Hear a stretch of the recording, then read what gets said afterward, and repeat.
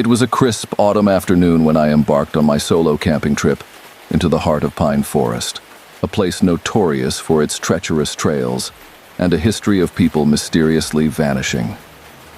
Undeterred by the ominous tales, I craved the solitude that nature could offer. Armed with my backpack and a tent, I ventured deep into the woods, feeling the anticipation of the unknown. The sun dipped below the towering pines, casting eerie shadows across the dense foliage. My heart raced as I realized I had strayed off the path, shrouding me in darkness. Panic started to claw at me, but then I heard it, a faint sob echoing through the trees. I followed the sound, leading me to a clearing where a lost woman sat, her disheveled hair concealing her face. "Are you okay?" I asked, my voice trembling. She turned slowly, revealing hollow eyes that pierced my soul. Her lips curled into a chilling smile. "Thank you for finding me," she whispered, her voice like an icy breeze. I offered her shelter for the night, and she accepted. As I set up camp, unease gnawed at me, but I brushed it aside, attributing it to the eerie reputation of Pine Forest. We shared stories by the campfire, but her tales were strange and unsettling, filled with whispers of ancient rituals and vanishing campers. I feigned a yawn and retreated to my tent, hoping to escape the growing dread. In the darkness, I heard the woman's footsteps approaching my tent. Her voice crept through the fabric, whispering, "I need your help. There's something out there." Reluctantly, I unzipped the tent, only to find her gone, leaving me alone in the chilling night. Fear surged as I realized I was stranded in this accursed forest. The snapping of twigs, rustling leaves, and eerie whispers tormented my every waking moment. I felt an unseen presence lurking in the shadows, watching, waiting. As dawn broke, I decided to make my escape. I packed up and began my frantic journey back to civilization. The forest seemed relentless in its pursuit, the sinister atmosphere closing in around me. Suddenly, a figure emerged from the trees. It was the woman, her eyes darker, her smile malevolent. She spoke in a voice that was no longer human. "You can't leave! You're mine now!" My heart pounded, and I ran, fueled by sheer terror. But she was relentless, pursuing me through the labyrinth of trees and thorns. As I broke free from the forest's clutches, I turned one last time to see her vanishing into the shadows. I reached safety, but the trauma of that night still haunts my dreams. My advice to you, dear listener, is simple: never underestimate the darkness that can lurk in even the most beautiful of places. Trust your instincts, and never offer shelter to a stranger in the depths of a pine forest. For there are things out there that can never be unseen, and once you enter that wilderness, you may never truly escape its grasp.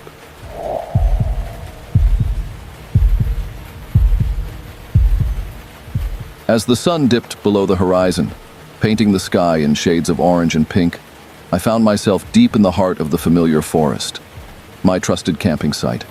I yearned for solitude, a temporary escape from the hustle and bustle of city life. The cool evening breeze rustled the leaves, and the faint chirping of crickets serenaded me as I pitched my tent. I savored the prospect of a tranquil night under the stars. The fire crackled beside me, casting flickering shadows that danced upon the trees. I sat there, lost in the quietude, watching the flames dance to their own rhythm.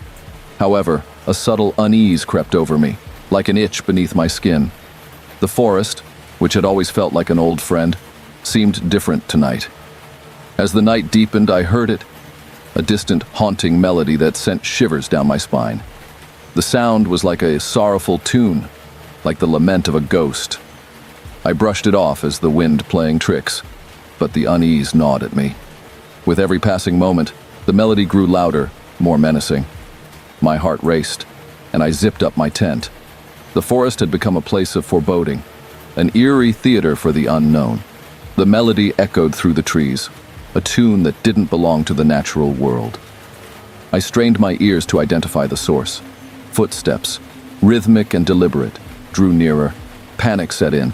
The solitude I'd sought was turning into a nightmare. My breath caught as a shadowy figure emerged from the darkness, creeping towards my tent. Fear clenched my throat, rendering me mute. The person's silhouette was indistinct, their face concealed by a hood. I couldn't tell if it was a man or a woman. They moved with a sinister grace, one step at a time, advancing closer and closer. "Who's there?" I finally managed to croak, my voice trembling like dry leaves in the wind. The intruder's response was a sinister giggle that echoed through the trees, sending chills down my spine. This was no ordinary wanderer, and they meant me harm. In a desperate bid to escape, I fumbled for my flashlight and aimed it at the hooded figure. What I saw froze my blood. The intruder had a face, but it was pale, lifeless, and smeared with dark, glistening paint. Their eyes were hollow voids, devoid of humanity. It was a grotesque mask that covered their true identity. In a burst of adrenaline, I unzipped the tent and sprinted into the darkness, my heart pounding like a drum. Branches scratched at my skin, and twigs snapped beneath my feet. The sinister melody and the haunting laughter followed me. My desperate escape led me deeper into the labyrinthine forest, where every tree seemed to reach for me with gnarled arms. Exhausted and trembling, I eventually stumbled upon a narrow, moonlit clearing. A decaying cabin stood there, bathed in an eerie light. Desperation drove me inside, and I barricaded myself in.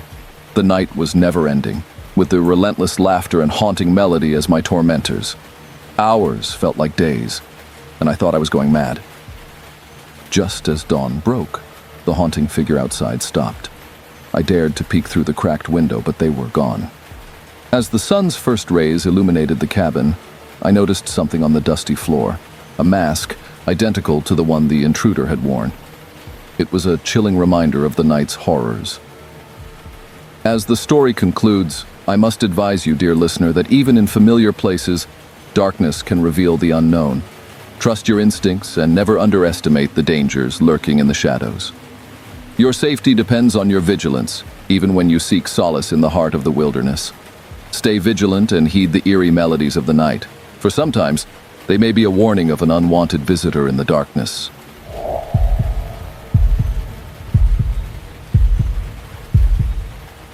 It was a crisp autumn afternoon when I set out on my solo camping adventure in the remote woods, armed only with my trusty RV. The leaves were ablaze with fiery reds and golden yellows, and the crisp air promised a weekend of solitude and serenity. Little did I know that my getaway would soon transform into a nightmarish ordeal. I parked my RV at a secluded spot, far away from civilization. The dense forest surrounded me, creating a sense of isolation that was both exhilarating and eerie.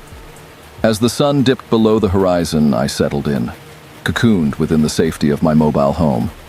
I'd always been cautious, and tonight was no different. The thick, metal door felt like my fortress.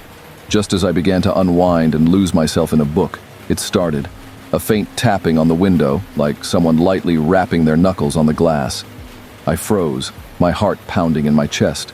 The forest was supposed to be empty, void of any human presence. My flashlight in hand, I cautiously peered out the window. The beam cut through the inky darkness, revealing nothing but trees.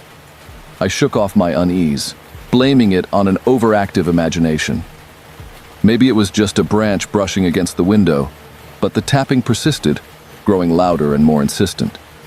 Panic surged through me as I realized it couldn't be a branch. It was too rhythmic. Each tap seemed deliberate, as though someone was sending me a message. Then I saw it. A shadowy figure lurking at the edge of my flashlight's reach. It was tall and slender, a silhouette that looked human, but something about it was profoundly wrong. My heart pounded louder, and I felt a trickle of cold sweat on my brow. With trembling hands, I reached for my phone, but there was no signal. I was cut off from the outside world, alone with this sinister intruder. My mind raced, and I knew I had to do something. But what?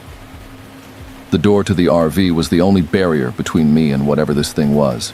The figure, now closer, rapped its bony knuckles on the window, and its eyes, a chilling, pale blue, met mine. It wasn't human. I was sure of that now. It wanted to get inside my RV, and I had to prevent that at all costs. With adrenaline surging through my veins, I decided to make a break for it.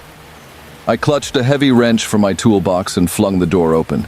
As I lunged out, I was met with the bone-chilling scream of the creature. It was a banshee-like wail that echoed through the forest.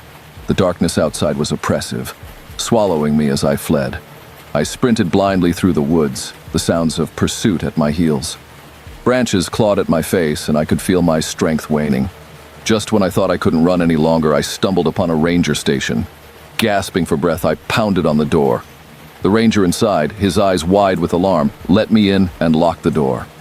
As the ranger called for help, I recounted my terrifying ordeal.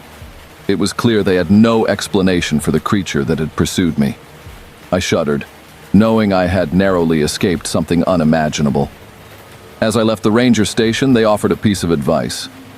"Never camp alone in these woods," they warned, "and if you hear tapping in the night, don't open the door." I nodded, vowing to heed their words. To this day, I can't erase the memory of those pale blue eyes and the creature's wailing scream. I share my story now as a cautionary tale to all those who seek solace in the wilderness, a reminder that some mysteries are better left unsolved. Stay safe and never underestimate the unknown that lurks in the darkest corners of the world.